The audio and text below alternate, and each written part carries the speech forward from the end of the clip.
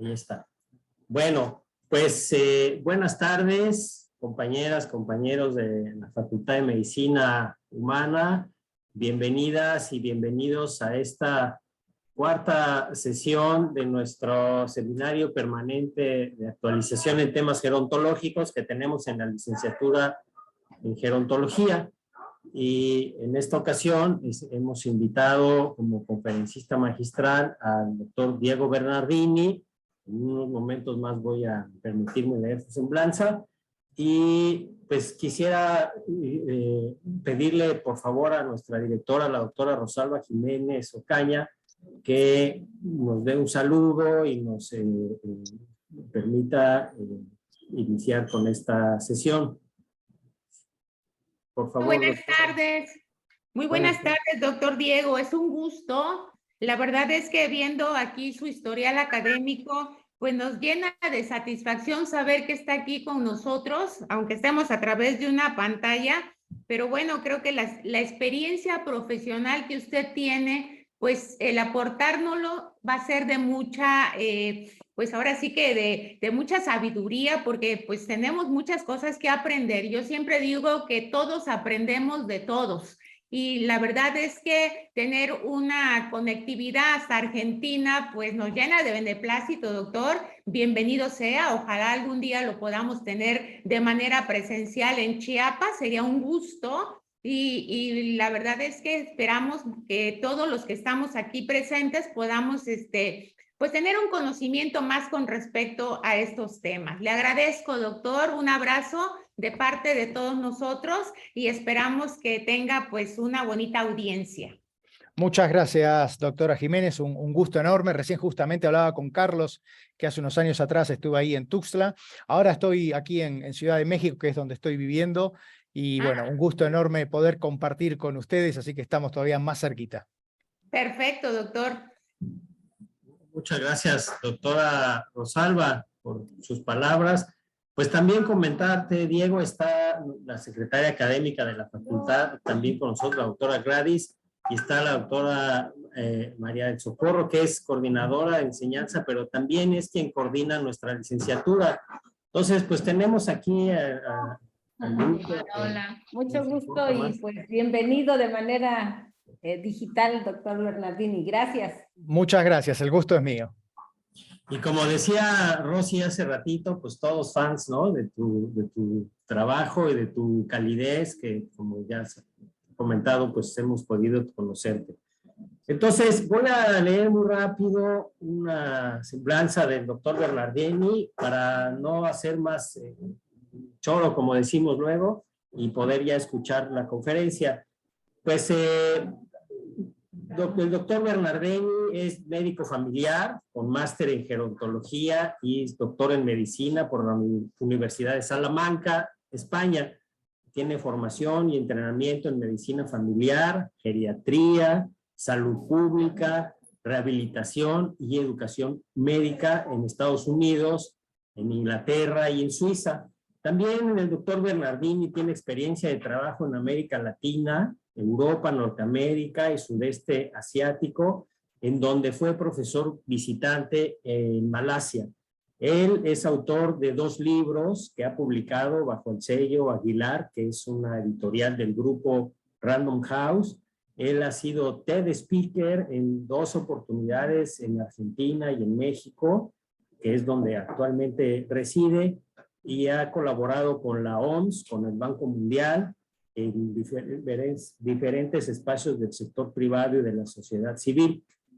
Hoy en día es profesor titular de salud del adulto mayor en la carrera de medicina de la Universidad Nacional del Mar del Plata y es el director académico de un diplomado que tiene sobre este tema de la nueva longevidad. Así es que adelante, no perdamos más la oportunidad de escuchar y te dejamos los micrófonos, Diego. Muchas gracias que estás con nosotros. Gracias, Carlos. Muchas gracias. Un gusto enorme poder acompañarlos.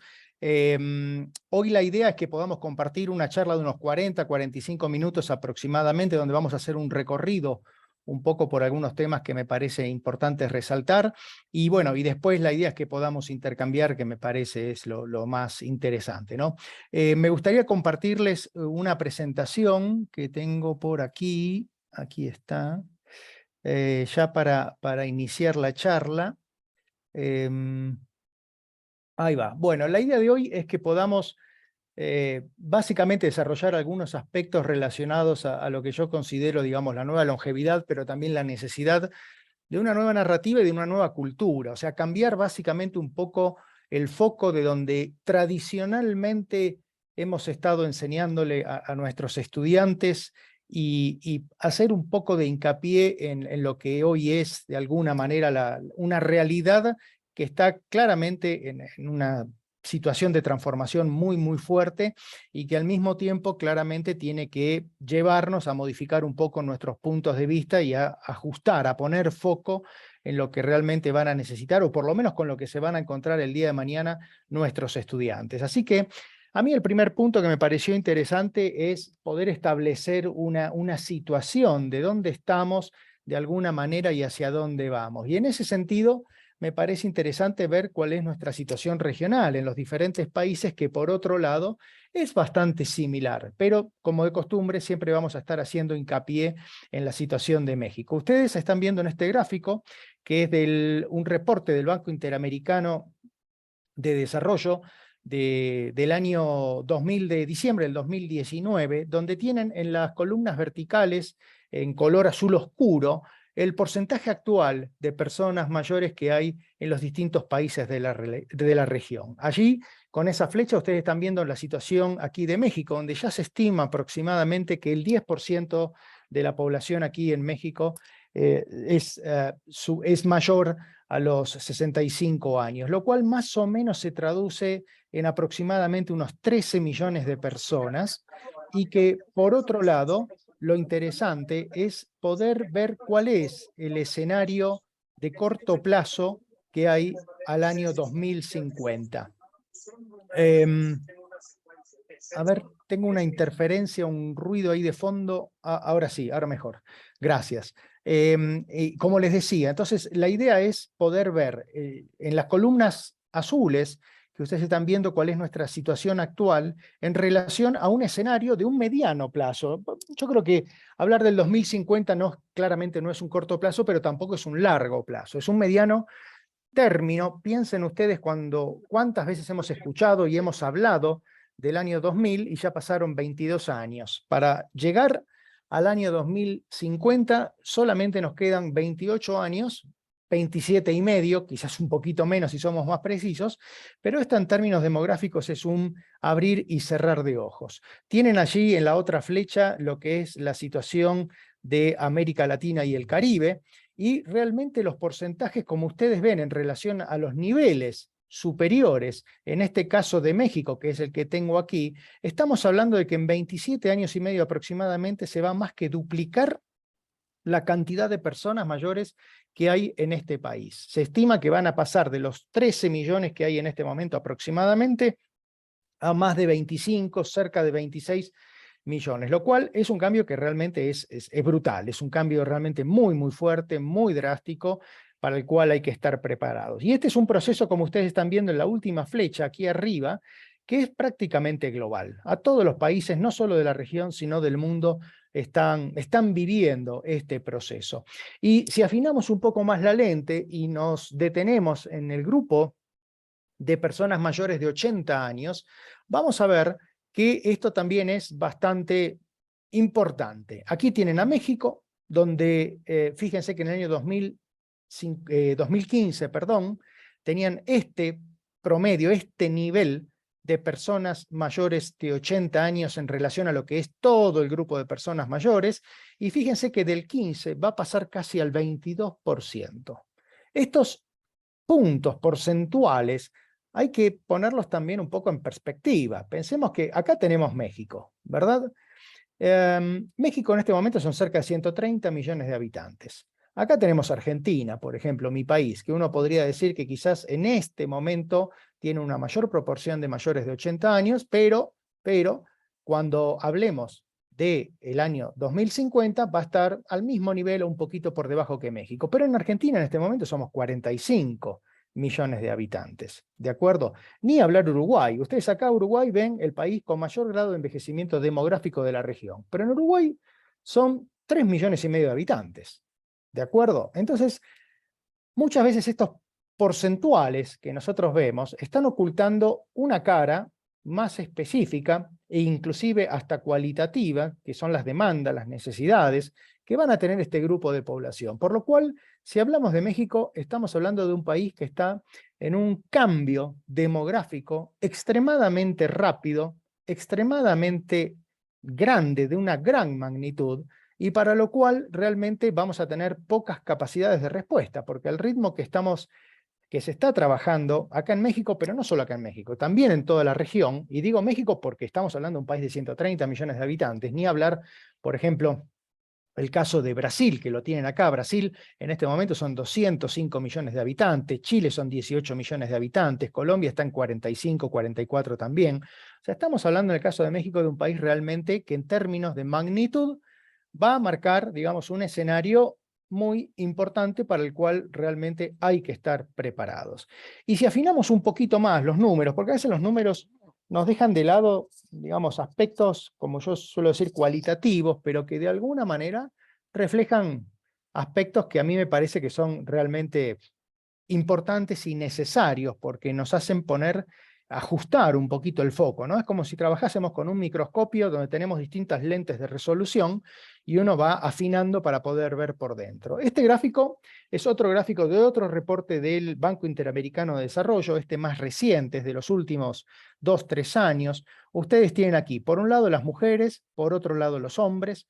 En la horizontal tienen distintos países, aquí está México, tanto en mujeres como en hombres, y después tienen un análisis pormenorizado de los grupos etarios, 50 a 59, 60 a 69, 70 a 79 y más de 80, en relación a las actividades básicas de la vida diaria. En un color turquesa más oscuro, el porcentaje de esa población, de ese grupo con una dificultad, después se va aclarando a 2 dificultades, y el más liviano, el más lavado de estos 3 grupos es el que tiene, digamos, dificultades para 3 o más actividades de la vida diaria. Y ustedes fíjense lo siguiente, que es algo que se repite en todos los países. Aquí tenemos Chile, tenemos Costa Rica, El Salvador, México, Paraguay y Uruguay.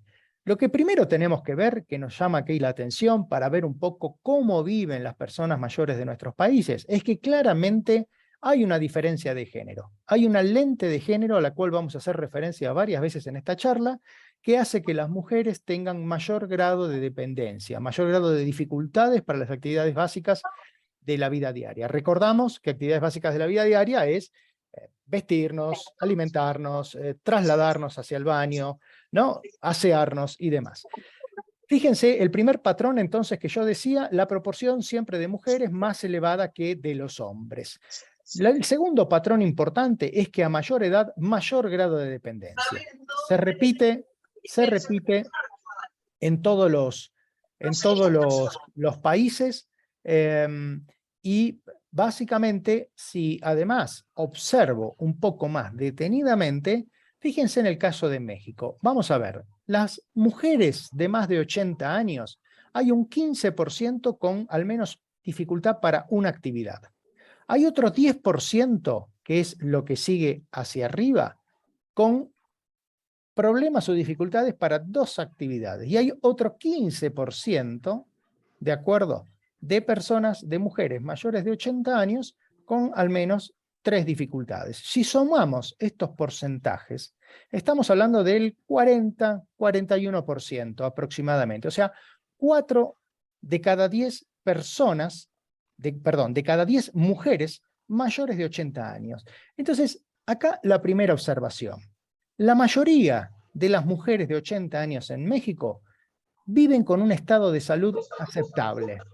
O sea, no están dentro de este grado de dificultad.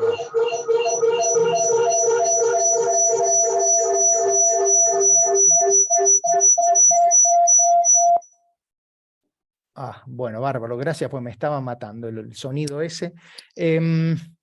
Entonces, lo que les decía, la primera observación, la mayor parte de las mujeres o de los hombres, recuerden que siempre los hombres tenemos menor grado de dependencia, pero bueno, esto no es gratuito porque nos morimos antes, pero fíjense, en el caso de los hombres de 80 años, o de más de 80 años en México, hay un 14% con una dificultad, hay un 10% con 2 y hay un 8% con 3. O sea, estamos hablando acá de 32% aproximadamente. O sea que 3 de cada 10 hombres mayores de 80 años en México viven de una manera autónoma, o por lo menos si no es completamente autónoma, con un estado de salud aceptable porque no están dentro de esta categorización. Entonces, lo primero que tenemos que, como resumen de esto, para entender un poco cómo viven las personas mayores en nuestros países, es que claramente las mujeres tienen mayor grado de dependencia, que esta dependencia correlaciona con la edad, pero que al mismo tiempo la mayoría, tanto de hombres como mujeres, viven con un estado de salud aceptable que les permite tener una vida independiente. Entonces, me parece que eso es lo primero. Lo segundo es claramente el ecosistema que nos rodea en una región como América Latina, una región la más desigual del mundo en términos de ingresos, la más urbanizada del mundo. Las personas mayores viven en ciudades grandes, intermedias o pequeñas, y donde al mismo tiempo el grupo que más va a crecer de toda nuestra población, como dijimos, van a ser también los de 80 años, pero en un contexto de pobreza. Y esto es algo que también tenemos que prestarle atención. Volvemos a ver México, qué es lo que está pasando. Perdón, me fui a la otra. Aquí tenemos México, donde el 14% de los adultos mayores viven en una pobreza extrema. A eso hay que sumarle un 20% de una pobreza moderada, comparado con la población total. Podemos decir dos cosas acá. La primera es que el nivel de pobreza entre las personas mayores suele ser menor que entre la población general. Pero al mismo tiempo no tenemos que perder de lado que si sumamos este 20% con ese 15% que está ahí, tenemos que prácticamente 4 de cada 6 personas mayores de 60 años en México es pobre. Y esto es importante, porque además México tiene, junto con Chile, el mayor gasto de bolsillo para acceder a medicamentos. Entonces estamos hablando de que las personas mayores en México tienen un grado de vulnerabilidad extremadamente grande. Otro punto importante que es interesante y que acá me llamó la atención porque forma parte también de la misma selección de reportes del Banco Interamericano de Desarrollo, es en relación a cómo viven las personas mayores de 80 años, que no figura México en esto. Pero, sin embargo, fíjense que más o menos la correlación entre los distintos arreglos residenciales, donde tienen el primer grupo, que es este que está aquí, estas barras azules son las personas que viven solas, la intermedia son las personas que viven mayores de 80 años con sus hijos, aquellos en rojo los que viven con sus cónyuges, y después otros arreglos institucionales que pueden ser hogares, asilos, residencias, etcétera, etcétera. Pero fíjense qué interesante. Por un lado tenemos un porcentaje bastante elevado en un país como Argentina, un tercio, ¿sí? Lo mismo que en Honduras, lo mismo prácticamente que en Uruguay, que viven solos. Y tenemos un porcentaje mayoritario en toda la región, que es todo esto que está aquí, que son personas mayores que viven con sus hijos. Y esto puede ser una ventaja, pero también tiene sus riesgos. ¿De acuerdo? ¿Por qué? Y porque hoy estadísticamente sabemos que el abuso y el maltrato se suele dar fundamentalmente en relaciones de confianza. Fundamentalmente hablamos de hijos, de parejas, de nietos, y es este grupo que está ahí en el medio. ¿Qué va a pasar en México? Bueno, estos son datos del Instituto de Métrica de la Salud de la Universidad de Washington en Estados Unidos, donde estamos viendo primero que estamos con una tasa de recambio de la fertilidad por debajo, ya en el año 19, por debajo de lo esperable, que es el 2.1. Bueno, México ya está en lo mínimo o inclusive por debajo. Lo cual, de alguna manera, va a condicionar esta curva que ustedes están viendo aquí, donde la población va a aumentar hasta el año 2050, 2055 aproximadamente, y después va a descender. por la falta de recambio, por lo cual hasta el año 2050 y tanto, que es este el límite que yo estoy marcando acá, lo que se espera es que la población vaya aumentando, pero al mismo tiempo aumente, como habíamos visto antes, a expensas del aumento de las personas mayores. Una buena noticia para los formadores, para los futuros gerontólogos, para las facultades de ciencias de la salud y demás, que claramente nuestros graduados y nosotros mismos cada vez vamos a tener más trabajo.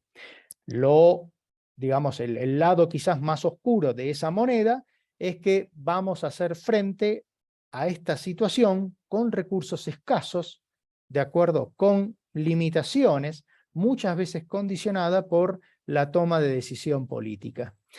¿Y qué es la longevidad? Bueno, la longevidad existió siempre a lo largo de la historia de la humanidad, y hoy lo que estamos viendo es que de alguna manera un privilegio, que era para unos pocos, como en el caso de Sócrates, de Platón, el mismo Miguel de Cervantes cuando escribió El Quijote, ellos ya en sus épocas eran personas longevas. Lo que pasa es que esa longevidad que se vivía tanto en la antigua Grecia como en la antigua Roma, o como hace apenas 100 años atrás, era un privilegio que realmente disfrutaban unos pocos.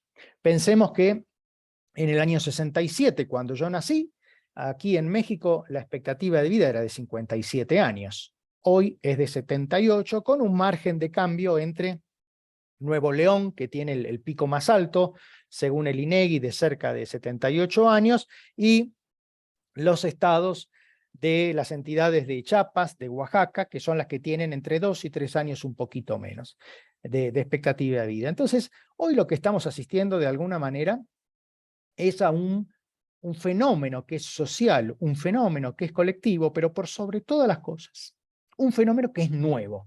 Esto es nuevo, esto tiene no más de 30 años.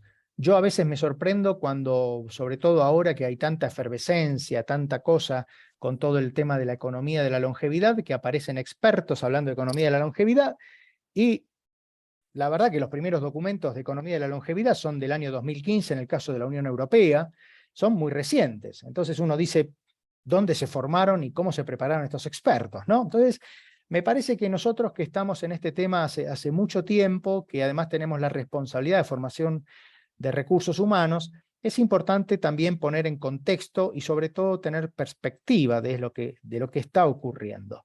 Entonces, a partir de eso, me parece interesante plantearnos, porque muchas veces surge, bueno, ¿qué es ser mayor? ¿Qué significa ser mayor? Y la realidad es que ser mayor es un fenómeno que es muy flexible, que está cambiando, que no tiene una única respuesta y que por sobre todas las cosas depende de dónde preguntemos. Este es un estudio del 2012 que se hizo en Europa, donde a distintas poblaciones, a distintos grupos representativos de estos países que ustedes están viendo aquí, desde Turquía, pasando por los Países Bajos, Latvia, Noruega, Suecia, España, Rumania, Alemania, hasta Chipre, Grecia y Portugal, se les preguntó cuándo una persona era mayor. El promedio fue de 62 años. Más o menos el promedio de todas las respuestas fue de 62 años. Pero fíjense algo, si yo viajo a Turquía, en este momento que tengo 55 años, probablemente me hagan descuento en los museos, viaje gratis en el transporte público, e inclusive mi médico de familia o médico de cabecera me va a decir, usted ya cumplió 55, tiene que buscarse un geriatra. ¿Por qué? Porque para los turcos una persona mayor es a partir de los 55 años. Mientras que en Grecia tenemos el otro extremo, donde se aproxima casi a los 70 años. ¿De acuerdo? Acá al contrario, si yo me meto en la cola, me van a decir en la fila de un museo, me van a decir, no, usted jovencito, váyase para el otro lado. ¿De acuerdo? Entonces, esto es muy interesante, ¿no? Entender cuál es el concepto, o mejor dicho, por qué el concepto de ser mayor es algo flexible. Porque muchas veces a nosotros nos preguntan, ¿pero cuándo? ¿A los 60, a los 65, a los 70? Bueno, lo que estamos viendo es esto. Pero también, no solo depende de en qué lugar preguntemos, en qué país les preguntemos, sino que depende de a quién le preguntemos, porque el a quién le preguntemos va también a ser un factor importante para entender cómo se percibe el envejecimiento. Estos son datos de un reporte del año 2015 que me parecieron interesantes, donde por un lado se le preguntó a la población, ¿no? ¿Qué tan importante es el tema del envejecimiento de las personas mayores? Y fíjense, en Japón, que lo tienen acá arriba, Japón, el país con mayor grado de envejecimiento del mundo, el país súper envejecido, como se suele decir, un país que lo tiene el tema de la transición demográfica de las personas mayores en agenda política, fíjense, prácticamente para 9 de cada 10 japoneses es un tema muy importante. Mientras que en México apenas es para 3 de cada 10 personas. ¿De acuerdo? Por ejemplo, en Argentina, en mi país, 4, o sea, el 40%. ¿De acuerdo? China, Corea, son países que también están en un proceso de envejecimiento muy importante. Alemania también, España, pero nosotros en América Latina, Brasil, México, Argentina, parecería ser que tenemos otras prioridades u otras urgencias. La segunda pregunta que se les hizo a esta población, a estos grupos de los distintos países fue, bueno, ¿de quién depende el cuidado de las personas mayores? ¿De nosotros mismos? ¿De nuestra familia? ¿O del gobierno? Acá tienen México. Para un porcentaje muy chico de las personas, el envejecimiento depende de uno mismo. Hay un porcentaje importante, más importante, fíjense, y esto tiene que ver con lo que nos reflejó la película Mamá Coco, ¿no? De los cuidados domiciliarios, el cuidado familiar. Prácticamente en México apenas el 1% de la población mayor está institucionalizada en una residencia. Esto significa que las personas mayores en México las cuidamos en nuestras familias, ¿de acuerdo? Y un porcentaje más chico, tienen ahí, dijo que el gobierno debería cuidarlos. Bastante diferente en algún sentido a lo que es Argentina, que lo tienen acá. En Argentina tenemos una cultura bastante lamentable de esperar que el gobierno, que el Estado nos solucione los problemas. Entonces fíjense, la mayor parte de la población en Argentina dijo, ah no, a las personas mayores las tiene que cuidar el gobierno, tiene que ayudarlos, ¿de acuerdo? Un porcentaje similar de nosotros mismos y un porcentaje más chico la familia.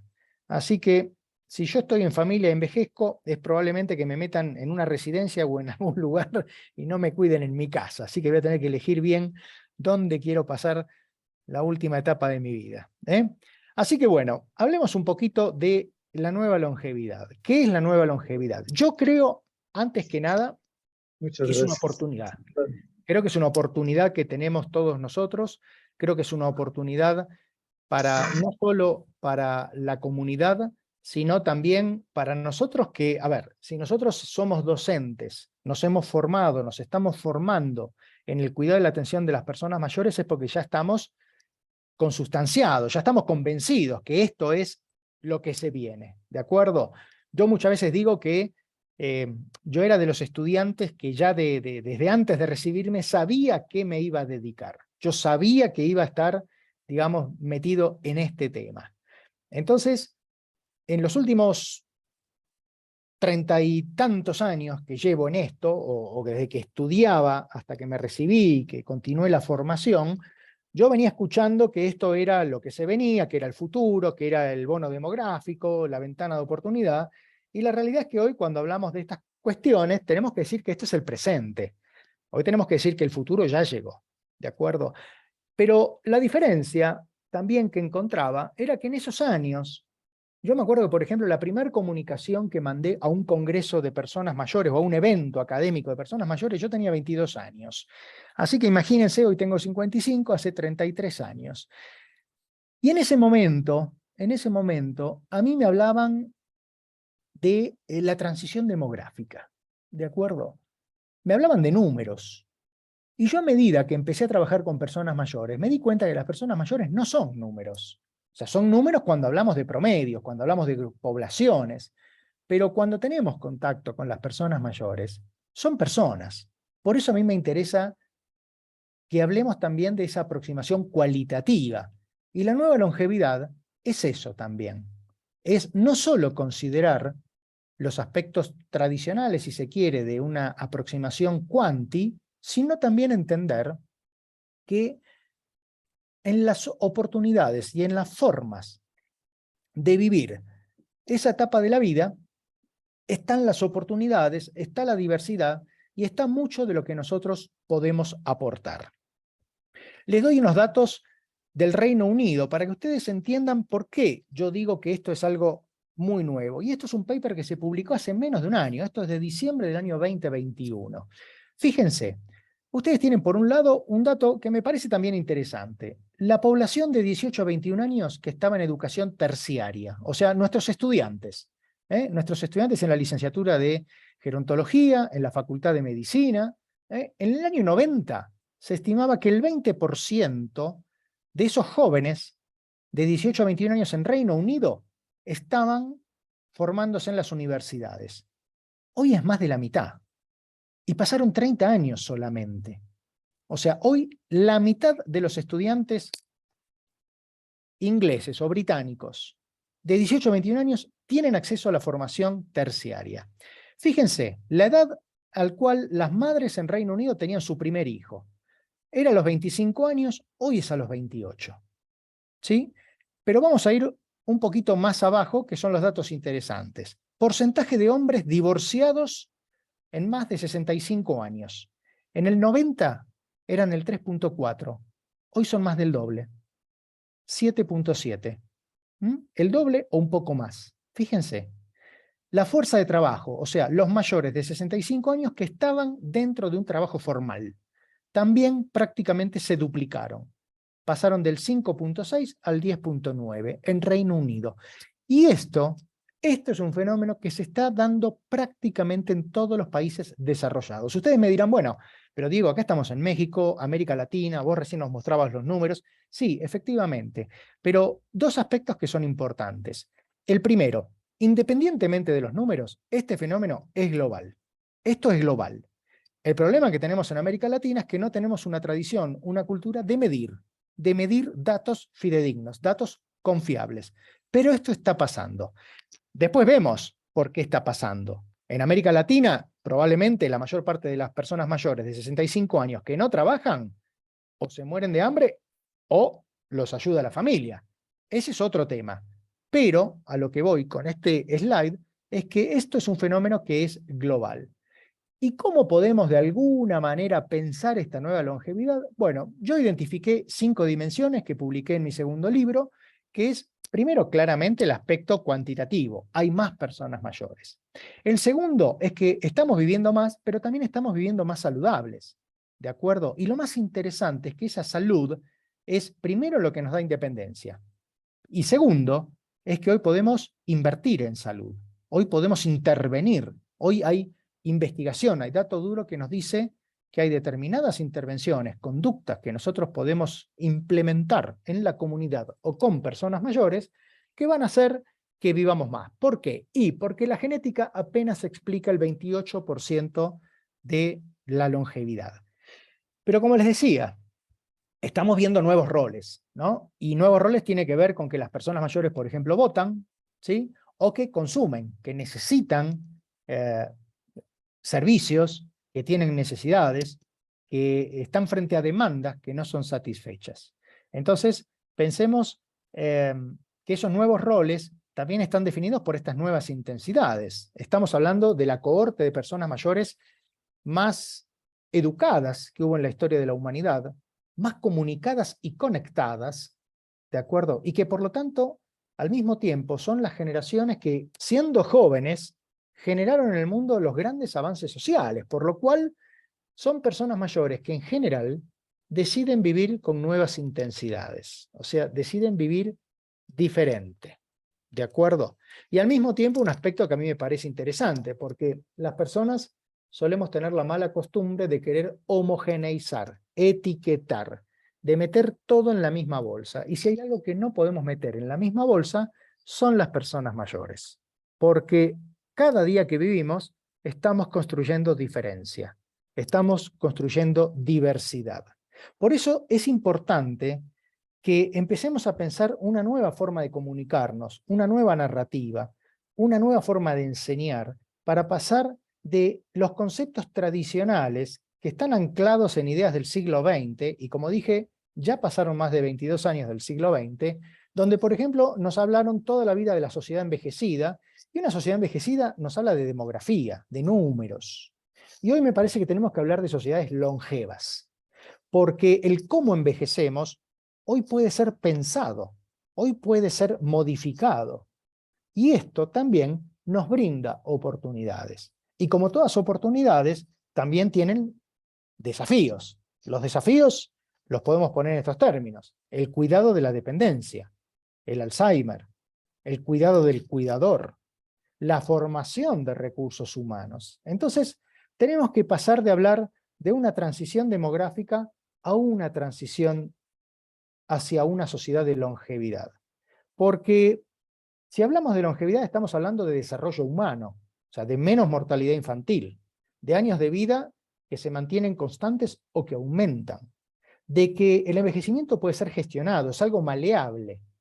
Una persona que fumó hasta los 70 años, si yo logro que esa persona deje de fumar, quizás algunos de ustedes me digan, bueno, pero Diego, fumó 70 años. Sí, ¿y qué? Pero si esa persona deja de fumar, yo les puedo asegurar que a las 2 semanas le va a estar sintiendo el mejor gusto a las comidas. Además se va a cansar menos. Y además las investigaciones nos dicen que al año o a los 2 años, el riesgo de sufrir un evento cardiovascular también va a disminuir. Entonces, nunca es tarde para intervenir en esta nueva longevidad. La demografía, como muchas veces nos pintan desde los comunicadores hasta los políticos e inclusive colegas nuestros que todavía siguen anclados en conceptos antiguos, no es un destino, no es un destino. Tenemos que pensar cómo envejecemos y tenemos que pensarlo bajo una perspectiva de curso de vida, donde muchas veces el pasado que nos precedió no tiene por qué ser un condicionante del futuro. ¿De acuerdo? O sea, siempre vamos a tener la posibilidad de intervenir. Hay veces que intervendremos muy poquito, porque no tenemos más opciones, porque no tenemos posibilidades. Y en otras oportunidades podremos intervenir de una manera más significativa. Pero para todo eso, para lo que es la intervención, necesitamos cambiar, necesitamos cambios. Y esto tiene que ver con pensarlo, esta nueva longevidad, desde aspectos individuales, desde aspectos sociales, y ahí interviene muy importantemente el tema de cómo vamos a formar a nuestros estudiantes, de cómo los vamos a preparar para un escenario que está en plena transformación, en plena ebullición, donde ahora, claro, corremos también riesgos, como decía, de que la longevidad y que el tema de las personas mayores se convierta en una moda, y lo estamos viendo porque cada vez aparecen, como dije, más personas a hablar de longevidad, y como yo suelo decir, en este ambiente nos conocemos todos, ¿no? O sea, en México se estima que no hay más de 400, 300 geriatras, por ejemplo. Entonces, más allá de eso, también tenemos que entender que hoy lo importante, como formadores de recursos humanos, yo esto se los recalco siempre a mis estudiantes de medicina. Yo tengo estudiantes de medicina del 5º año en la Universidad Nacional de Mar del Plata, en Argentina. Y yo siempre les digo, miren, yo no quiero que todos ustedes salgan geriatras, porque encima vamos a tener menos trabajo nosotros. Lo que sí yo quiero es que ustedes entiendan que una persona mayor requiere de otras capacidades, de otras destrezas y de otras habilidades. Una persona mayor no es un niño con más años, ¿de acuerdo? Entonces, en este sentido, es importante entender que como formadores de recursos humanos, esta aproximación tiene que ser transversal, donde la gerontología tiene un rol realmente relevante, muy importante, donde requerimos, en este caso, sobre todo en un país como México, donde ya debe haber, calculo yo, no tengo el número exacto, pero más de 15 licenciaturas de gerontología, un perfil, una identidad definida, con competencias, con reconocimiento, y donde además tenemos que pensar que así como existe un curso de vida con múltiples transiciones, nosotros, los que nos dedicamos a estos, también vamos a transicionar. Porque si yo hablo de nueva longevidad, como me decía Carlos, y es algo que caló profundo, que cambió un poco los puntos de vista, y por lo cual realmente ahora tengo la posibilidad de que me estén llamando y preguntando para poder compartir estos puntos de vista. Yo cuando empecé con este asunto, a interesarme por las personas mayores hace más de 30 años atrás, yo no sabía lo que era la nueva longevidad. Fue un camino que fui recorriendo. ¿de acuerdo? Donde hubo etapas, donde hubo procesos. Bueno, estos caminos, este curso con múltiples transiciones, nos va a pasar a nosotros primero como formadores, segundo como profesionales, pero también como personas, ¿de acuerdo? Donde de repente, dentro de 2 años, decidamos, voy a hacer un diplomado en tal cosa porque sé que puedo aportar. O de repente quiero trabajar o meterme en el tema de la bioética, o quiero meterme en la tecnología y en la innovación. Entonces, esto es importante también, ¿por qué? Porque hoy esta sociedad, este camino de nueva longevidad, nos obliga a pensar con perspectiva. Yo se lo pongo en estos términos a mis estudiantes. Ustedes se van a recibir de médicos o de kinesiólogos, porque también tengo estudiantes en la privada de kinesiología. Son carreras que suelen durar 6 años medicina, 5 años kinesiología, 8 semestres gerontología, ¿no? Y ustedes, yo les digo, ustedes van a terminar los estudios con 23, 24 años, promedio, 25 quizás. Pero todas estas son profesiones liberales. O sea, nosotros podemos trabajar hasta el día que querramos o hasta que el paciente nos diga, el doctor no me escucha, me repitió 3 veces la misma cosa. ¿De acuerdo? Entonces, nosotros tenemos un escenario, si estamos pensando o estamos diciendo que nos recibimos a los 24 o 25 años, nuestros estudiantes de hoy, y que hoy pueden trabajar hasta los 70 años, saquen la cuenta, prácticamente les quedan 50 años de profesión. Es muy probable que en esos 50 años de profesión, además de tener que actualizarnos, probablemente modifiquemos nuestros puntos de vista y busquemos otro tipo de formaciones. Entonces, esto me parece que es interesante, el pensar out of the box, fuera de la caja, con la perspectiva, ¿no? Y uno dirá, bueno, pero es necesario también que cambiemos cómo hoy estamos trabajando y que hagamos las cosas mejores.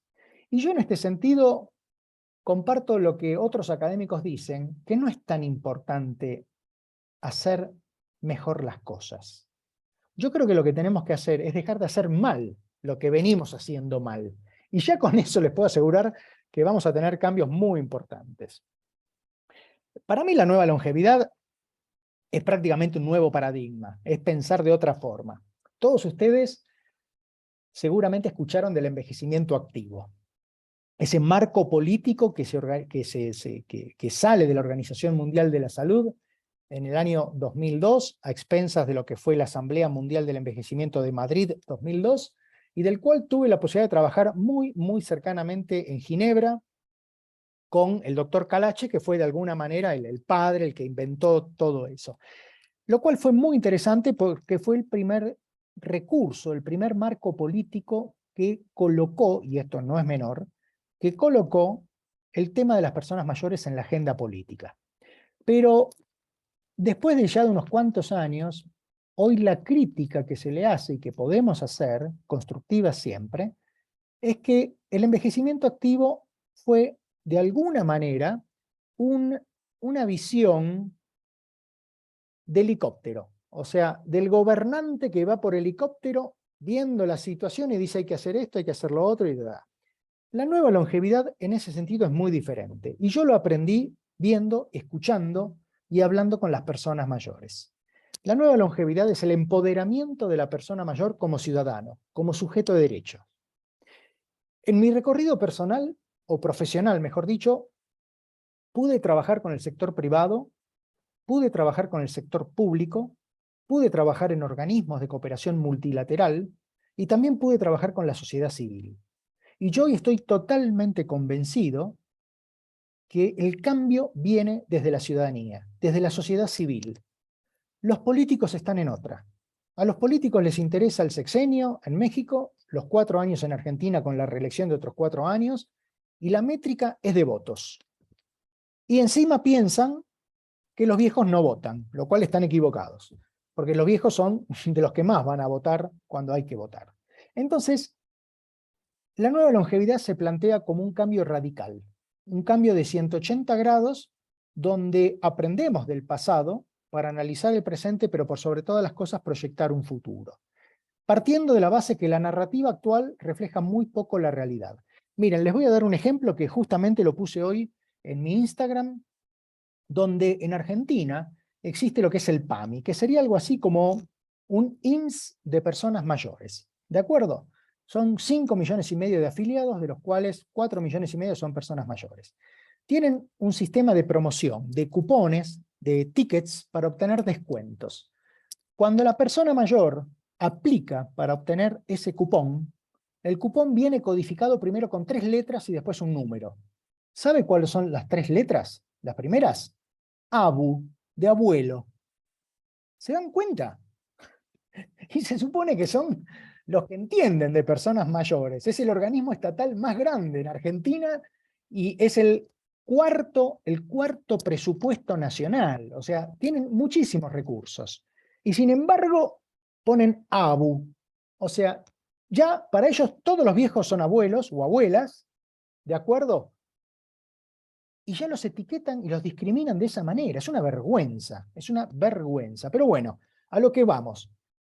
Cuando ustedes hablan con las personas mayores, la narrativa, o sea, lo que ellos les expresan, tienen muy poco que ver con lo que muchas veces nos han enseñado en las escuelas. Y esto necesita tener un foco personal, nuestro propio, ¿no? De cada uno de nosotros, donde ahí lo que siempre les digo a los estudiantes es, tenemos que imaginarnos como las personas mayores que vamos a ser el día de mañana, ¿de acuerdo? Y pensar cómo nos gustaría ser tratados, cómo nos gustaría que nos hablaran, que nos respetaran, que cuidaran nuestra dignidad. Pero también pensar desde el punto de vista colectivo, porque muchos de nuestros estudiantes hoy van a tener la posibilidad de ser decisores en materia de política pública. Los va a llamar algún consejero, algún alcalde, algún gobernador. Vos, vení, vos que entendés de personas mayores. Bueno, entonces me parece que es importante esto. El refoco personal, un refoco colectivo, entender que la intervención siempre tiene que ir hacia la prevención. Fíjense los datos que les mostré antes. La mayor parte de las personas mayores viven con un estado de salud bastante aceptable, viven en sus casas, ¿de acuerdo? Y también pensar que esto es un fenómeno extremadamente nuevo. O sea, la nueva longevidad es una nueva etapa en la historia de la humanidad, ¿de acuerdo? Cuando hace 100 años atrás, a principios del siglo XX, se pensó y se empezó a implementar en Alemania la jubilación, que es otro tema respecto de la jubilación de América Latina, apenas el 2% de los alemanes llegaban a disfrutar la jubilación. Hoy en México, una persona que cumple 60 años tiene por delante entre 22, 23, 25 años de expectativa de vida. Fíjense cómo cambiaron las cosas, ¿no? Y lo que es interesante, me parece, es que tenemos que pensar que con la edad hay cosas que mejoran. No es como nos dice habitualmente o como escuchamos que con la edad vamos perdiendo capacidades. Hoy está comprobado que el desempeño general mejora a partir de los 50, porque entendemos más de qué se trata el entorno, la vida, que en el trabajo tenemos otros atributos, y esto es muy importante porque todavía las facultades, las escuelas, las universidades siguen retirando, siguen jubilando a profesores que están en su plenitud con 60 y tantos años. Claro, ustedes me dirán, bueno, pero si no los jubilamos, los más jóvenes, bueno, pero hay que ser lo suficientemente ingenioso para encontrar formas donde no perdamos ese capital humano y donde los jóvenes puedan ser promocionados. Tenemos que pensar la creatividad. Nadie inventa sin haber leído, sin haber experimentado, sin haber estudiado, sin haber leído. La creatividad también mejora con los años. Por supuesto la felicidad, esto está comprobado, ¿de acuerdo? Y ni hablar de las oportunidades del amor, que lo estamos viendo porque si estamos diciendo que mucha gente, o que cada vez aumenta más el porcentaje de personas mayores que se divorcian, también tenemos que pensar que muchos de ellos se van a volver a enamorar. Y por supuesto la solidaridad, ¿de acuerdo? Y esto tiene que ver con valores que son intangibles, porque nosotros no podemos pesar. ¿Cuánto tenés de solidaridad? Y yo tengo 3 kilos, y vos, yo estuve invirtiendo en solidaridad, así que tengo 5 kilos. Y el otro dice, no, pero yo no lo peso, yo lo mido. Y como soy muy solidario, puedo decir que tengo 3 metros de solidaridad. Bueno, esos cambios, esos atributos son valores intangibles. Y los intangibles son recursos que nosotros tenemos, que las personas tienen en esta longevidad para poder seguir aportando. Pero claro, hay un elemento que es fundamental. Y acá, tanto gerontólogos, como médicos, como enfermeros, trabajadores sociales, terapeutas, somos definitivos en esto que es la salud. Cuando ustedes le preguntan a una persona mayor qué es lo importante en su vida, les va, y los invito a que hagan las pruebas, les van a decir dos cosas fundamentalmente. Los vínculos afectivos, familiares, emocionales, o sea, mi pareja, mi compañero, compañera, mis hijos, mis nietos, y la salud. La salud. Piensen esto. Prácticamente todos nosotros esta mañana despertamos, salimos de la cama, fuimos al aseo, nos vestimos, preparamos el desayuno, tomamos el auto o un transporte público, fuimos a la facultad, fuimos al trabajo, a la oficina, donde teníamos que ir, y ahora estamos acá. ¿Y por qué hicimos o cómo pudimos hacer todo esto? Porque teníamos salud. Fíjense qué diferente hubiese sido si necesitamos que una persona nos ayude a salir de la cama, nos lleve hasta el baño, nos asee, nos traiga la ropa, nos prepare el desayuno y nos dé de comer. Se los pongo en estos términos. Para una persona, la vida pasa a ser una caca cuando necesita ayuda para estas actividades básicas de la vida diaria. O sea, cuando empezamos a depender. Entonces, la salud, por eso es que es algo importante, porque la salud da autonomía, da libertad, permite participar socialmente, da inclusión en nuestra sociedad, en nuestra comunidad. Y lo importante es que en este capital de salud, por eso digo que la salud se convierte en un capital muy valioso, podemos invertir. ¿Cómo invertimos? Bueno, invertimos con educación, invertimos de muchos aspectos y también invertimos, digamos, con nuestro conocimiento. Invertimos de alguna manera con intervenciones que hoy sabemos que las investigaciones nos respaldan. Entre ellas la actividad física, entre ellas la nutrición, entre ellas los vínculos espirituales, los vínculos afectivos, vínculos de muy distinta forma, distinta, si se quiere, distinta calidad, por llamarlo así. Y en base a esto, yo quisiera ahora pasar a una parte final de la presentación, donde de alguna manera lo que me gustaría compartirles es cómo está cambiando esta narrativa. Fíjense, esta es la última campaña de Dove, esa línea de cosméticos, donde dice: la edad es maravillosa, mantente el gris, el plateado, que fue tan importante para tantas mujeres con la pandemia, ¿de acuerdo? Que cerraron las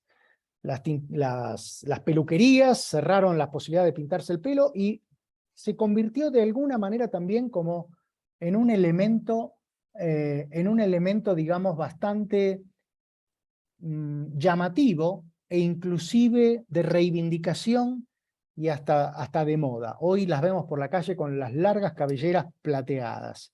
Fíjense, el gris es maravilloso. Esta es la última campaña. Esto tiene menos de un mes, ¿eh? Esto tiene menos de un mes en Estados Unidos y en Europa. El Body Shop, fíjense, esto tiene 2 meses aproximadamente. Esa cadena Body Shop de cosméticos prescindió de los términos que aluden a la edad y al envejecimiento en sus productos de cuidado de la piel. Fíjense cómo está cambiando la narrativa. Pero fíjense algo que es interesante. ¿Quiénes son los primeros en cambiar? El sector privado, las empresas, las que tienen, digamos, motivación de lucro, de ganar dinero, porque son los que están más pendientes de las tendencias actuales, de qué quiere la sociedad.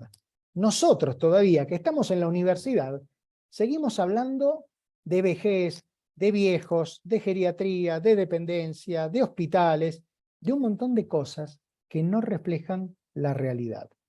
Miren, ella es Eve, es una francesa muy amiga que vive en Buenos Aires, es fotógrafa, y el otro día me mandó estas fotos porque la tomaron como modelo en una cadena, un sistema de perfumerías argentina, que fíjense qué interesante el lema, el vocabulario, la narrativa que está utilizando. Belleza en evolución. Fíjense qué interesante. Y con esto está transmitiendo algo que ya las líneas cosméticas ya se dieron cuenta. los que compran, los que tienen más poder adquisitivo, no son los jóvenes, no son nuestros estudiantes. Nuestros estudiantes tienen el dinero justo. Los que van a comprar estos productos, en general, somos los que estamos en la segunda mitad, que de repente ya tenemos un trabajo, que pudimos ahorrar, que de repente tenemos otro estándar de vida. El sector corporativo ya se dio cuenta de todo esto. Los que todavía no se dan cuenta son los periodistas, los comunicadores. Esta es una noticia que salió en un diario de Argentina el mes pasado. Cuando la reina Leticia de España cumplió 50 años, pusieron esto. ¿Cuándo se es lo suficientemente vieja para usar minifalda y pelo largo? Fíjense, tamaña estupidez, tamaña animalada. Yo empecé a molestarlos por las redes sociales y a las 2 horas, fíjense, cambiaron el titular. La lección de Leticia. ¿Hay que tener una edad para usar minifalda y pelo largo? Estas burradas las encontramos a diario. A diario las encontramos. Pero nosotros tenemos una responsabilidad. No solo porque estamos formando futuros profesionales, colegas, recursos que van a cuidar a las personas mayores de nuestra sociedad, sino porque además somos los modelos de ellos y los modelos de la sociedad. Y tenemos que dar el ejemplo, tenemos que por lo menos levantar la voz. Estas cuestiones, yo les dije, ya las vi el sector privado. Bueno, fíjense, estos son datos del New York Times del año 2021. En 2015, los de más de 50 años en Estados Unidos gastaron 5.6 trillones de dólares. O sea, no alcanzarían los ceros, ni sabría qué cantidad de ceros tendría que ir ahí atrás. ¿De acuerdo? Pero fíjense qué interesante. Gastaron mucho más que todos los menores de 50 años de Estados Unidos. Y lo que es interesante es que al menos en Estados Unidos se espera que este gasto se expanda, crezca un 45%. A ver, de nuevo, ustedes me van a decir, sí, Diego, pero mirá, estos son los gringos. Estos tienen dinero, tienen recurso. Sí, tienen dinero, tienen recurso. Pero lo que yo muchas veces le digo a algún empresario o alguna empresa cuando me llaman acá de México para que les explique un poco esto. Quizás los gringos tengan 300, 400 dólares por mes para gastar. Los mexicanos van a tener menos. Pero si yo te digo que hoy son 13 millones, que dentro de 20 años van a ser más del doble, y que quizás en lugar de 400 millones van a gastar de 400 dólares, van a gastar 3 dólares. ¿Vos estás dispuesto a perderte todo ese mercado? Bueno, esto está pasando en toda la región. No solo en Estados Unidos, en la Unión Europea. Hoy se estima que el gasto global de todas las personas mayores de 50 años es la tercera economía global, después de Estados Unidos y de China. Entonces, esto, y ya como para ir cerrando, nos tiene que llamar a la cautela. A la hora de nosotros hablar de personas mayores, y sobre todo de hablarles a nuestros estudiantes, no podemos clasificar, como dije antes, no podemos meter a todos en la misma bolsa. Porque si tengo que tomar de los 50 años para arriba, porque las canas, muchos de nosotros ya lo sabemos, aparecen a los 50 o aparecen antes, ¿de acuerdo? Y ya con las canas, a veces ya nos empiezan a ver y nos empiezan a decir o hacernos sentir que somos mayores. Pero en este grupo, entro por ejemplo desde yo que tengo 55, hasta mi abuela que falleció hace 3 años con más de 100. O sea, fíjense qué diversidad tenemos ahí en el medio. Los de 50, 70, 70, 80, 90, 100. La cantidad que hay. Y en el medio de esto, estos segmentos implican diferentes valores, diferentes actitudes, diferentes épocas. Yo por eso a mis estudiantes les digo, no traten de vos, porque los argentinos hablamos mucho con el vos, a las personas mayores. Se las trata de usted. Se las trata por el nombre y el apellido. A menos que esa persona te diga, no, trátame de tú o de vos. Bueno, si esa persona da el ok, uno puede acceder a eso. Pero tenemos que entender que este es todo un desafío. el grupo de las personas mayores, por su diversidad, por su cultura, sus actitudes. Y como vuelvo a repetir, ya hay personas o hay sectores que se dieron cuenta, como acá en México, ¿no? El Starbucks de las personas mayores, que seguramente muchos de ustedes lo leyeron. Esto está relativamente cerca de donde vivo. Fui varias veces para ver cuál era la dinámica, para encontrarme con ellos, y realmente es una dinámica muy diferente a la que tiene otros Starbucks, porque son personas mayores, tienen otras habilidades, las famosas habilidades blandas, de las cuales podemos hablar en otro momento, y que de alguna manera tienen o plantean un vínculo, una relación muy diferente con sus clientes. Pero claro, los medios de comunicación todavía siguen colgados de la palmera, como solemos decir. Si yo leo esto, abuelitos quedan a cargo del Starbucks, lo que yo me imagino es que si pido un chai, me van a servir un latte. Si pido un expreso, me van a servir un mocha. Porque solo faltó decir, abuelitos demenciados quedan a cargo del Starbucks. ¿De acuerdo? Bueno, esto es lo que tenemos que cambiar. Esto es lo que tenemos que denunciar. Esto es lo que no puede ser. Bueno, hay veces que las cosas también, digamos, se van para otros sectores, pero lo que estamos hablando es que las personas mayores de hoy no son como habitualmente nos lo venden los estereotipos, la narrativa. Y así como ellos tienen ingenio para hacer este tipo de cosas, nosotros tenemos que desarrollar un ingenio para poder entender cómo piensan, qué necesitan y a partir de ahí cómo poder ayudarlos. Por eso, donde mucha gente, donde muchas sociedades, donde muchos políticos ven amenaza, yo sinceramente, y espero que de acá en más ustedes también, veamos oportunidades. Y oportunidades donde hay un elemento que es clave, que es la lente de género. Tenemos que entender que las mujeres no es que por algo viven más que nosotros, que nos matan, que van a acabar con nosotros, porque con eso nosotros podríamos decir, bueno, pero el regalito de vivir más se lo damos con el hecho de que viven más enfermas. No, pero lo que sí es claro, lo que sí es importante, es que las mujeres gestionan y viven diferente esta segunda mitad de la vida. Y eso es muy relevante, porque nos tiene que, de alguna manera, ayudar a enfocar mejor cuál va a ser nuestra intervención.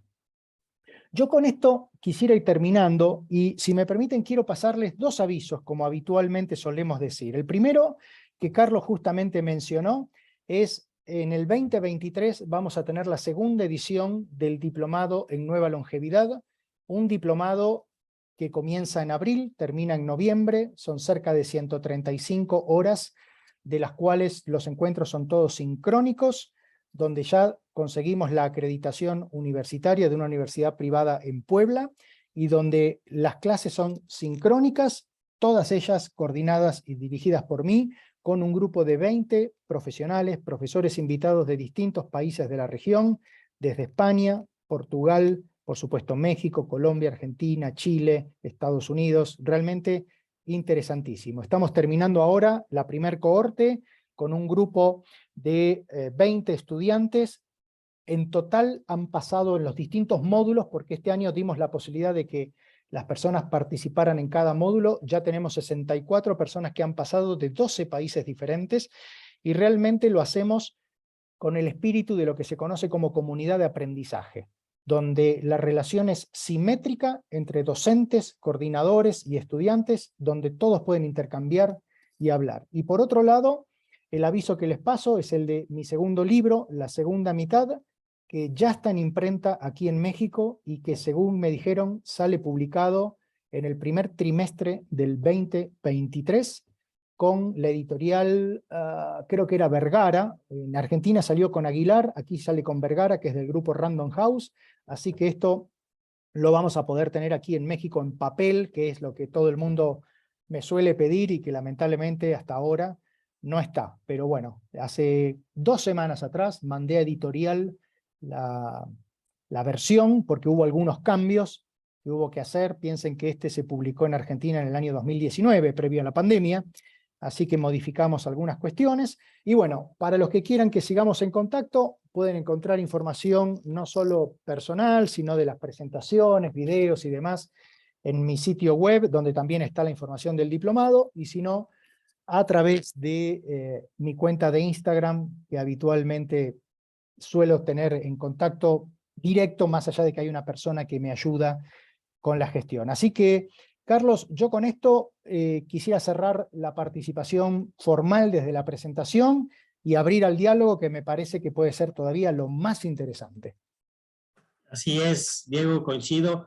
Pues excelente la participación aquí, nos tuviste a todas y a todos con la atención al 100, y además muy divertida, este cierre muy divertido. Pues está abierto la posibilidad ya para preguntas, comentarios, y dialogar. Aprovechemos que está aquí con nosotros Diego Bernardini y dialoguemos con él y compartamos nuestros pareceres. Así es que, pues adelante, quien quiera comenzar a comentar algo, está abierta la opción ya.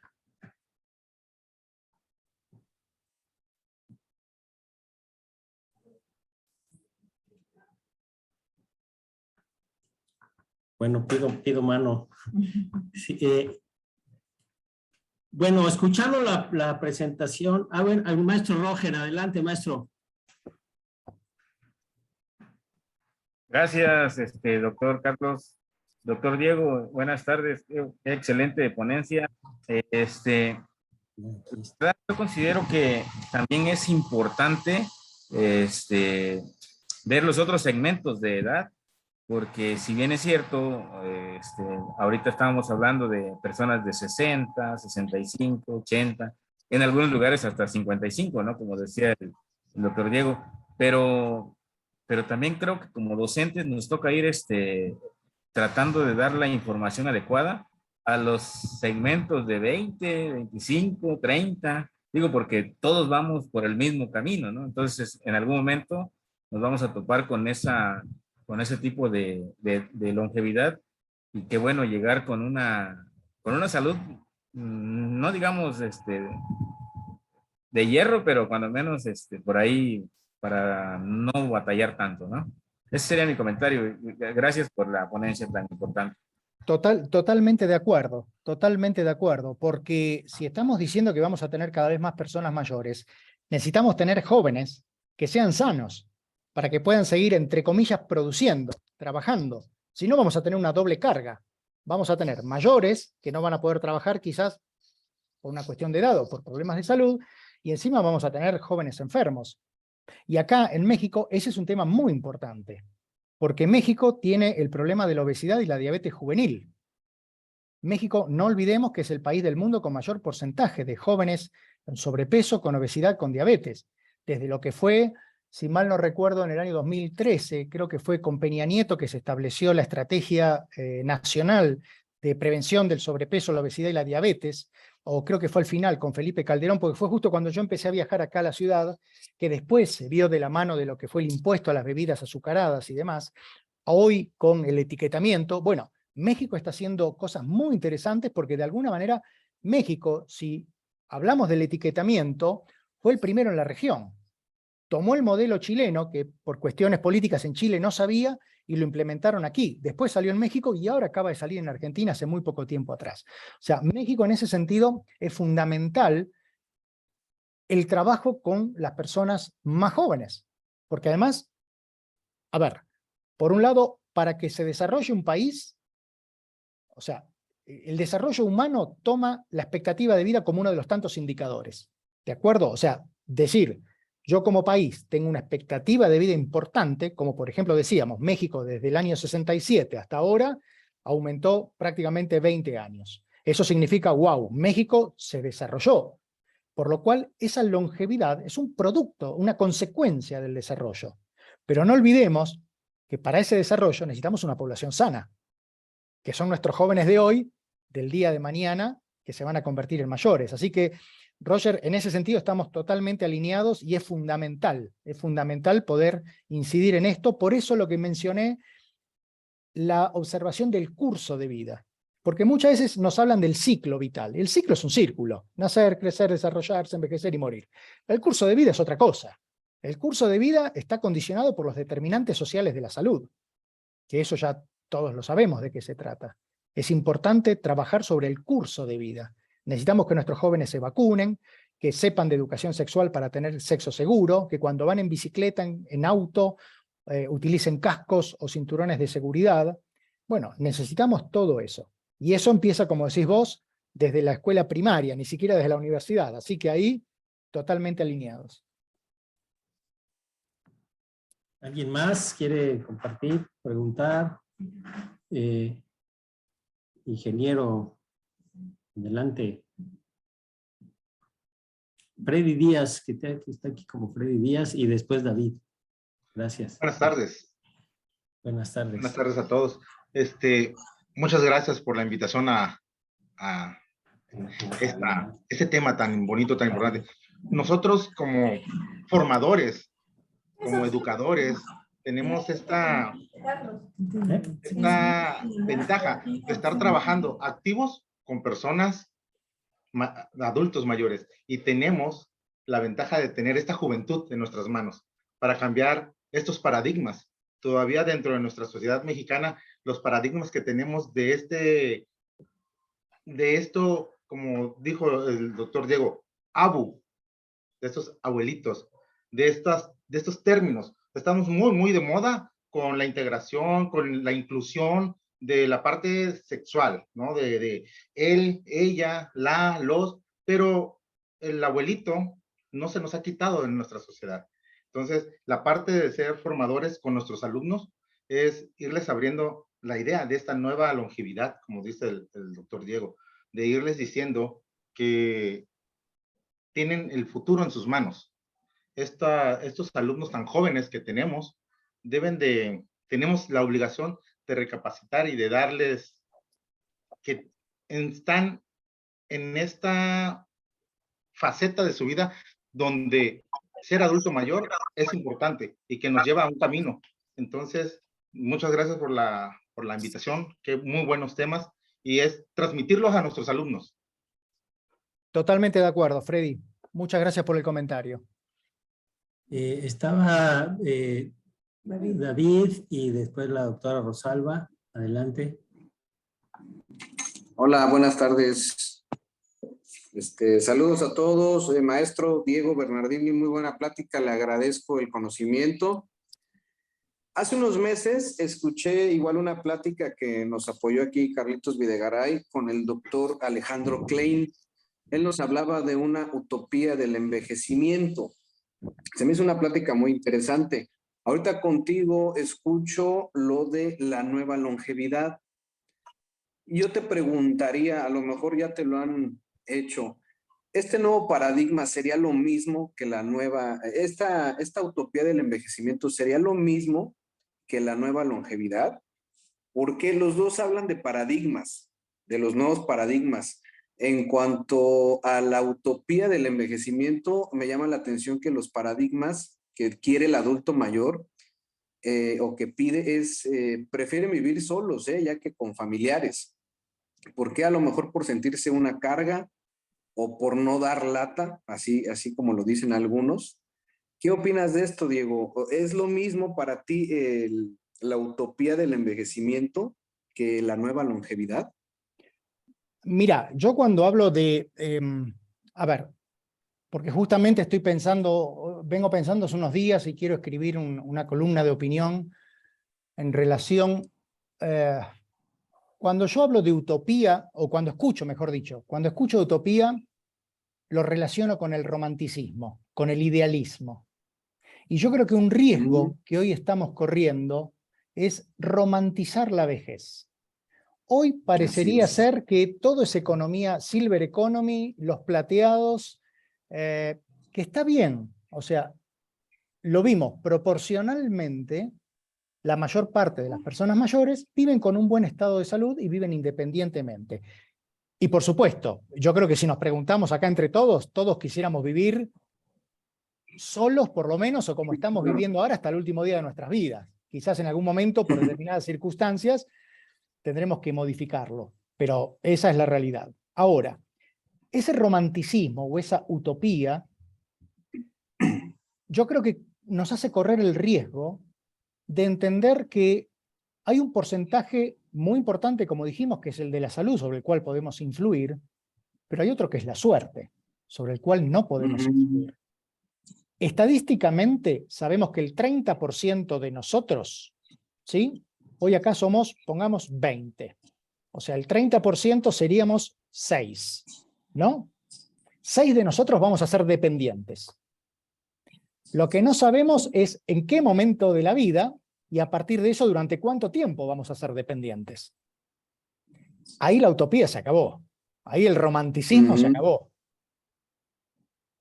Ahí cuando alguno de nosotros, quiera Dios que no sea así, pero agarremos un lápiz, una virome y digamos, no digamos, ¿dónde me lo olvidé? Digamos, ¿qué es esto? Eso ya es diferente. Un olvido de lo que puede ser un deterioro cognitivo. Entonces, ahí la utopía, que es la que yo estoy viendo últimamente en los medios de comunicación, en los grupos, en las redes sociales y demás, yo creo que ahí se acaba. Entonces, creo que tenemos que entender que esta longevidad tiene muchas oportunidades. Le llamo nueva, ¿por qué? Porque la longevidad, como dije, existió a lo largo de toda la historia de la humanidad. Hoy se está viviendo diferente. Hoy nuestros padres viven diferente a como vivieron nuestros abuelos.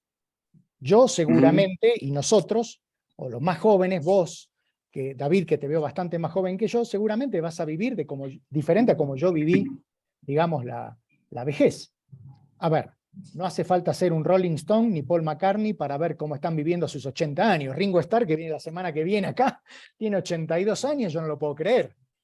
Hoy escuchaba a la mañana que el tipo suspendió en Los Ángeles un concierto y ahora tiene 2 conciertos esta noche, descansa un día, vuelve a dar otros 2 el fin de semana y viene a México. 82 años. O sea, a ver, se necesita suerte, uno puede invertir porque estos tipos tienen, o sea, Mick Jagger viajan con geriatras, con nutricionistas, con entrenadores, ¿de acuerdo? Pero en su medida, cada uno puede invertir. Pero hay un tema de suerte. Hay un tema de suerte que no sabemos qué puede pasar. Lo de la utopía, yo creo que realmente no lo escuché. Conozco de nombre a Alejandro. De hecho, me encantaría en algún momento poder compartir con él porque forma parte de un grupo de Oxford que nosotros estamos iniciando las conversaciones desde la Universidad Nacional de Mar del Plata y vi que él es la única persona aquí en México que está. No tuve la suerte de conocerlo, de escucharlo de la utopía. Si me preguntás también de dónde sale el tema de la nueva longevidad, a ver, mirá, la semana pasada justo me llamó un kinesiólogo, un rehabilitador de Colombia, que está preparando su tesis doctoral y la quiere hacer sobre nueva longevidad. Y quiere que yo le dirija la tesis. Para mí, esto hoy ya no me sorprende. A mí me sorprendió hace 4 o 5 años atrás cuando me escribieron personas de Chile, de Colombia y de Perú, recuerdo, diciéndome, doctor, necesitamos material de nueva longevidad. Yo no tenía nada de nueva longevidad, era una idea que yo tenía en la cabeza. ¿Por qué? Porque yo veía que la narrativa decía, son seniors, son jubilados, son clase pasiva, y siempre tenían a la edad como indicador duro. Y la realidad es que la edad ya ni las empresas lo utilizan. Las corporaciones, Netflix habla de gustos, Mac habla de experiencias, pero nadie te dice esto es para más de 60 o esto es para 50 o para chicos de 30. Te hablan de experiencias, te hablan de gustos, y eso va por un carril diferente a la edad cronológica. Entonces, cuando a mí me empezaron a decir, necesitamos material de nueva longevidad, era una idea que yo tenía en la cabeza y que, bueno, empecé a darle marco teórico, empecé a escribirla y demás. Pero a lo que voy es a que me encontré con una demanda que no estaba siendo considerada por la narrativa y el cuerpo de conocimientos de ese momento. Y hoy me estoy encontrando con que hay otras cuestiones, otras necesidades de llamar o de utilizar vocablos, palabras, terminología, y por supuesto un cuerpo de conocimiento diferente atrás, ¿no? Pero bueno, veremos qué pasa con el tiempo, cómo van calando y cómo se van sedimentando estos diferentes puntos de vista. Ok, gracias. Oye, una última cosa. En esta plática que tuvimos de la utopía del envejecimiento, salió un punto muy importante que es lo de las famosas ciudades amigables, ¿no? Yo me imagino que ya lo has escuchado. ¿Has estado o conoces alguna de estas ciudades amigables? Porque aquí en México creo que hay una o dos. En Europa Mirá, es donde está el fuerte. mira, la iniciativa En de ciudades Argentina amigables, creo que había una. sí, la iniciativa de ciudades amigables salió de la Organización Mundial de la Salud, fue la primera iniciativa, la primera derivada del envejecimiento activo, salió en el año 2005. Quien trabajó fuertemente con eso fue una canadiense, Louise Plouffe, a quien conocí perfectamente y trabajé. De hecho, Calache, que era el director del programa de envejecimiento y curso de vida de la OMS, cuando él se retira y conforma el ILC, el International Longevity Center de Brasil, me llama para reemplazar a Luis, porque nos conocíamos todos de haber trabajado en Ginebra. El tema de las ciudades amigables fue una iniciativa, o es una iniciativa bastante noble. Efectivamente, Cancún fue la primera ciudad, el primer grupo de ciudades que hubo, que fueron 20 ciudades, estaba Cancún, entre ellas. Lo que pasó con el tiempo es que el poder entrar en el protocolo de ciudades amigables, hoy hay una red de más de 1000 ciudades registradas en la Organización Mundial de la Salud, requiere de varios pasos. Uno de ellos, el primero, es el diagnóstico. Vos, para hacer un diagnóstico tenés que hacer un cuestionario y grupos focales de diferentes actores sociales donde tienen que estar sí o sí las personas mayores. Entonces, ¿qué fue lo que pasó y lo que hemos visto con el tiempo? Que muchas ciudades, como Cancún, mandaron información, los deseos de poder integrarse, se sacaron una foto con los políticos y después no se hizo más nada.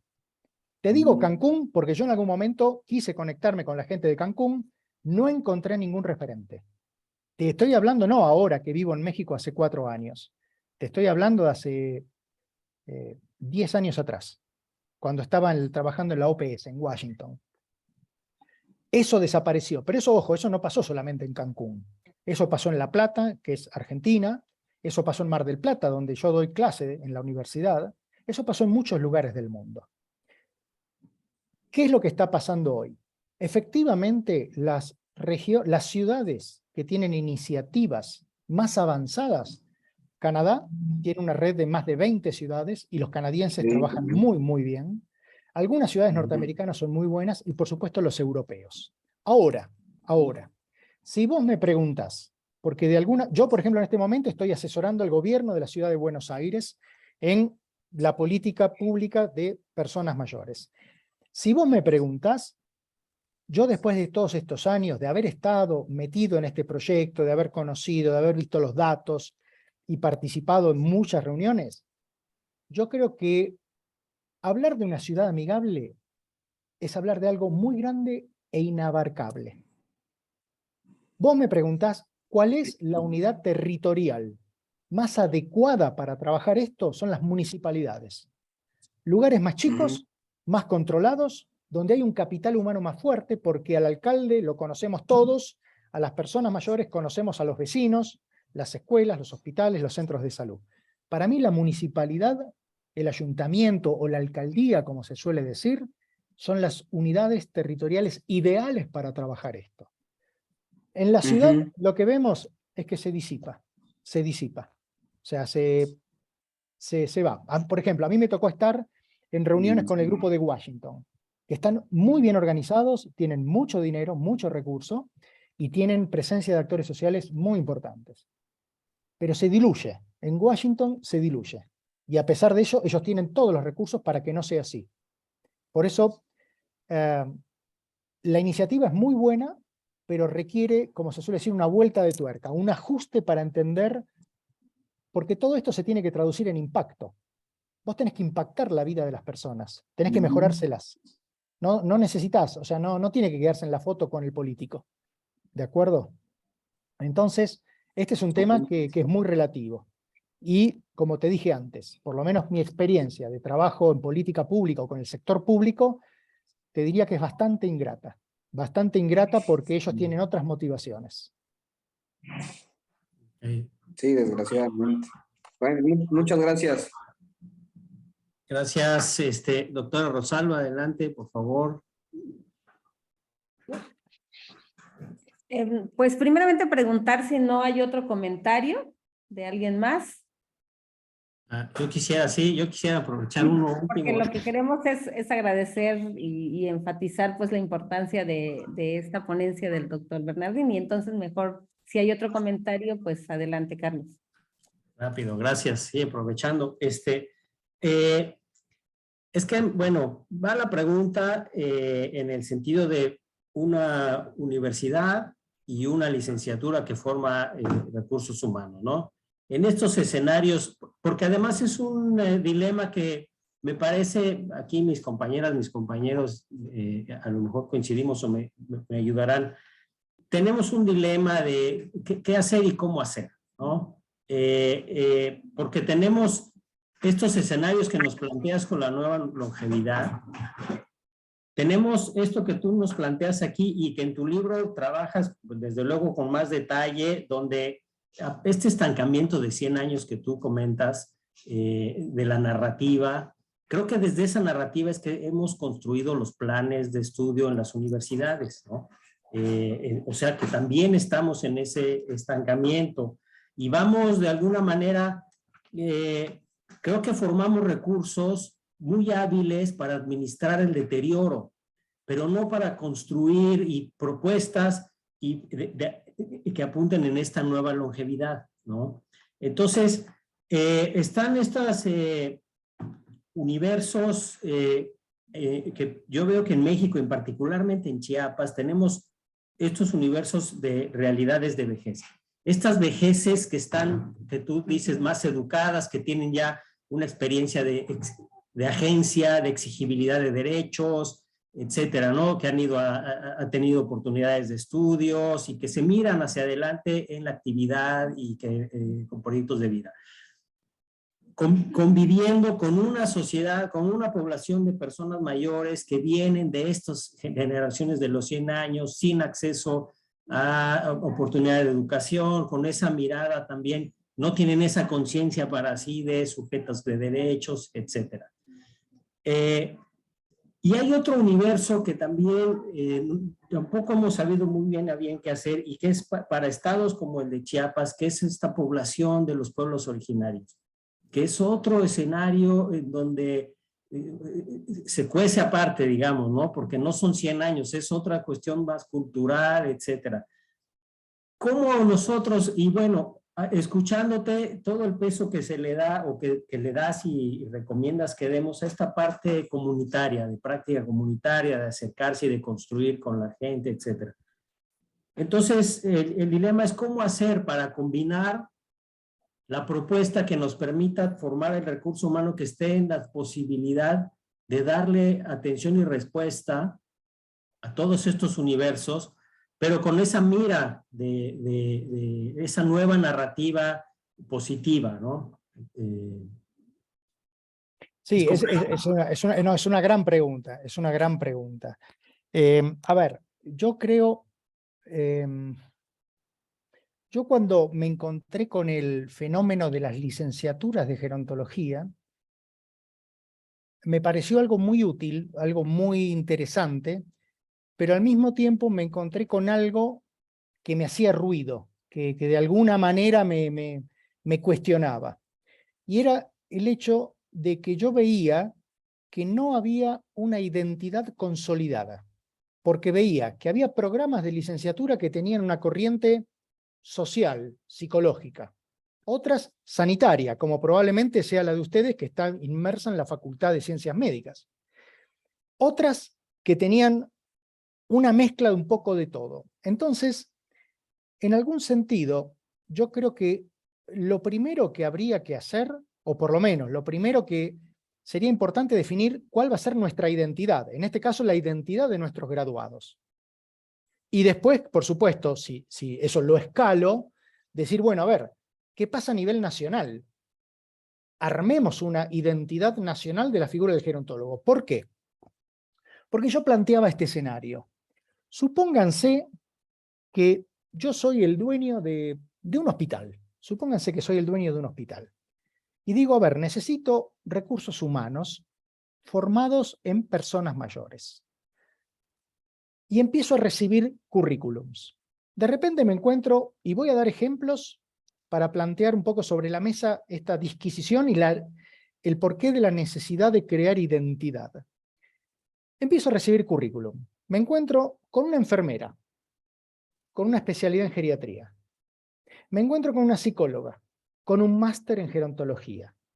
Me encuentro con un trabajador social, con un máster en psicogerontología. O sea, estamos hablando de profesionales que tienen carreras de 5 años más una especialidad. Y por otro lado empiezo a recibir currículum de gerontólogos. Una carrera de grado de 4 años, que además es relativamente nueva. ¿A quién elijo?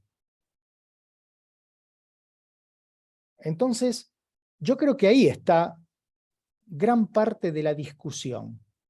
Esto pasó en Brasil, tuve la posibilidad de que me invitara. Ustedes vieron que, por ejemplo, como acá, la Asociación Mexicana de Geriatría y Gerontología tiene una parte geriátrica, médica, y una parte gerontológica. Pero también está, como en Colombia, la Sociedad Colombiana de Gerontología, que son los licenciados en gerontología. En Brasil me invitaron a un encuentro entre estas dos sociedades.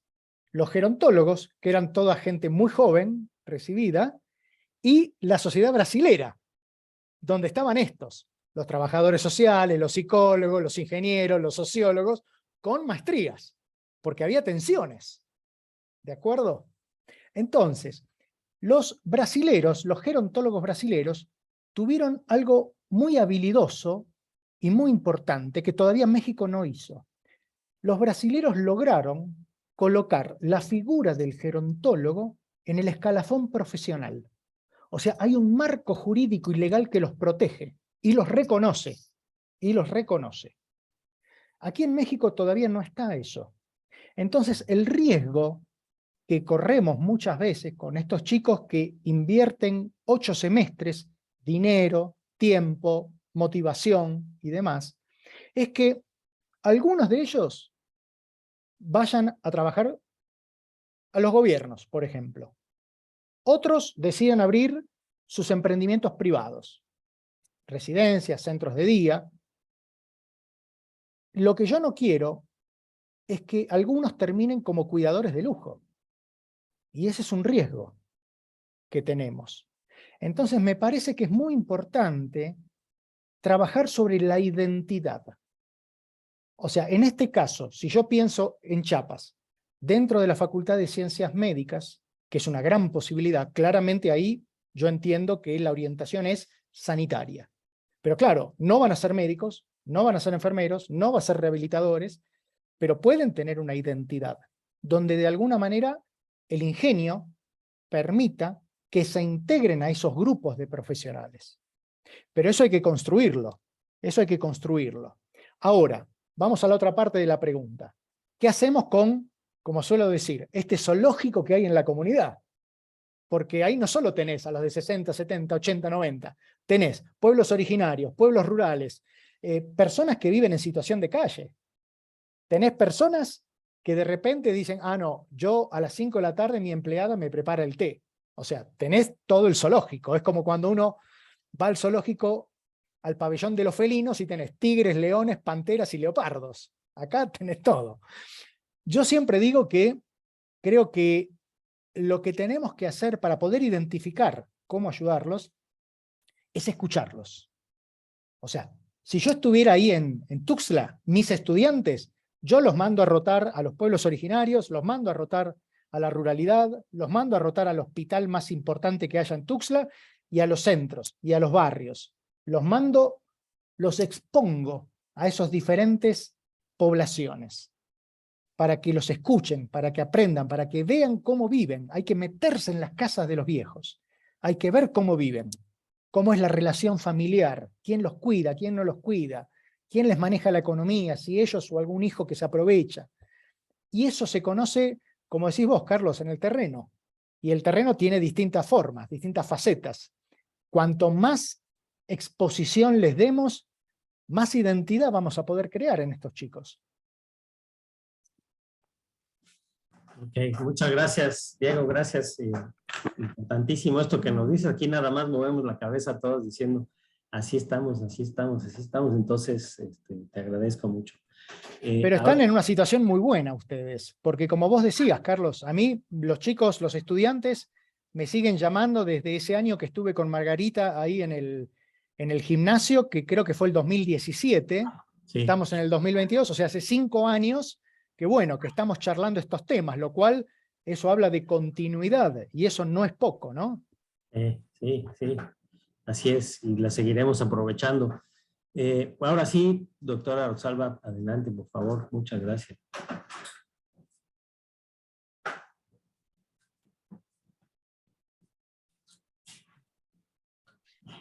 Sí, bueno, pues primeramente agradecer esta charla tan importante, tan amena, doctor Diego. Efectivamente creo que aporta muchas líneas, digamos, que se tendrían que retomar en nuestra licenciatura. Efectivamente, lo que se trató de implementar, digamos, con la licenciatura en Chiapas, en nuestra universidad, aunque esté dentro de la Facultad de Medicina Humana, fíjese, doctor Diego, que la licenciatura integra conocimientos en psicología, también abarca el ámbito social y por supuesto el sanitario también.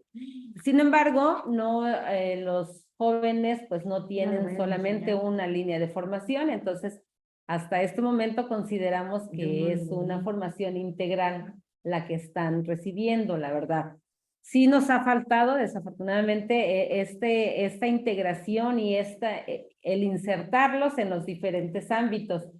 Sin embargo, pues ellos han participado, por ejemplo, en una institución que se llama INAPAM, yo creo que usted lo conoce. También han participado, por supuesto, en áreas de salud. Entonces, sí nos importa mucho estos puntos que usted ya comentaba, porque aunque se les motiva a que su actividad, a que su acción tiene que ser preventiva, pues todavía estamos muy inmersos en el ámbito de la intervención, en el ámbito de la atención, y así se refleja en nuestro plan de estudios, que afortunadamente, y para eso también nos sirve mucho esta mirada que usted nos expresa en esto que usted nos instruye. Estamos en el proceso de la evaluación de nuestro plan de estudios actual para empezar a hacer una reestructuración dependiendo de las nuevas necesidades y de esta nueva longevidad que usted muy bien señala. Entonces, pues, consideramos que va a ser de mucho apoyo para nosotros, para el cuerpo de profesores de esta licenciatura. Le agradecemos muchísimo el aporte, ¿verdad?, que usted nos da. Y pues le cedo la palabra a la directora, quien va a entregarle pues una pequeña constancia de esta participación. Muchas gracias. Un gusto enorme, muchas gracias. Doctor Diego, bueno, digitalmente le vamos a enviar una constancia que nosotros tenemos proyectada para usted. Aquí de lejitos se la enseñamos, pero muy pronto se la vamos a hacer llegar. Pues la verdad sí, estamos muy agradecidos. Sabemos que esto de la nueva longevidad pues nos deja una visión más abierta de que a dónde vamos, ¿no? Sabemos perfectamente bien que ya no es el viejo que se consideraba que se quedaba en casa y que tenía que tomar cafecito con pan todos los días, sino que últimamente vemos pues más gente más productiva, llena de entusiasmo y que nos puede compartir esto que es la sabiduría, ¿no? Hay gente que dice, si yo hubiese tenido la sabiduría que tengo ahorita a los 60, cuando tenía 30, pues a lo mejor mi vida hubiese sido diferente, pero bueno, la experiencia es básica para el desarrollo del humano. Gracias, doctor. Gracias a todos los que estuvieron ahí participando. El hecho de estar en este tipo de encuentros académicos creo que nos genera un desarrollo profesional mayor. Y lo vamos a estar molestando para que nos siga aportando conocimientos. Muchas gracias, va a ser un gusto. Gracias. Pues gracias, doctora Rosalba, y especialmente gracias, Diego, por, no lo sabe aquí el grupo, pero Diego realmente hizo un esfuerzo por estar con nosotros esta tarde, acomodó sus agendas, sus tiempos, Yo le tuve que insistir. Son semanas intensas. Sí, sí, está al tope y es doblemente nuestro agradecimiento porque estés aquí y por todo lo que nos compartes.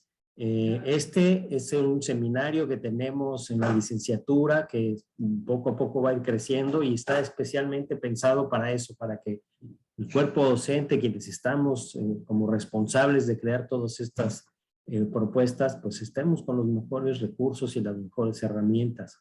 Así que, Diego, pues te agradecemos, te reiteramos que la Universidad Autónoma de Chiapas es tu casa, en particular esta licenciatura, y esperemos que sigamos en esa continuidad de 5 años hacia adelante cercanos. Carlos, un gusto grande, realmente el gusto fue mío, ojalá nos podamos ver muy prontito. Bueno, les agradezco que hayan estado presentes y sobre todas las cosas la posibilidad de haber podido compartir este momento. Así que hasta cualquier instante estamos en comunicación y les mando un abrazo muy fuerte. Diego, por favor, antes de irse, no sé si todos pudieran prender su cámara para tomar una foto, por favor, del recuerdo.